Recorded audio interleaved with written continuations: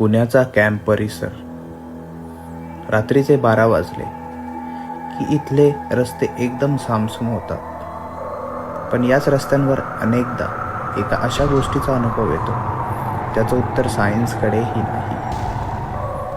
MG रोडवर गाडी चालवताना अचानक तुम्हाला आरशात मागच्या सीटवर कोणीतरी बसल्याचा भास होईल, किंवा रस्त्याच्या कडेला एका जुन्या झाडाखाली एक पांढऱ्या साडीतील स्त्री दिसेल. तिच्या हातात एक बाळ असतं. जेव्हा कोणी मदतीसाठी गाडी थांबवतं तेव्हा ती मान वर करते आणि तिच्या चेहऱ्यावर डोळे नसून फक्त 2 गडद काळे खड्डे दिसतात.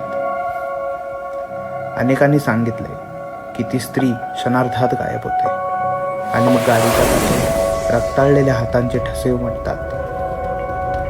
कॅम्पच्या त्या जुन्या गल्ल्यांमध्ये आजही ती कोणाची तरी वाट पाहत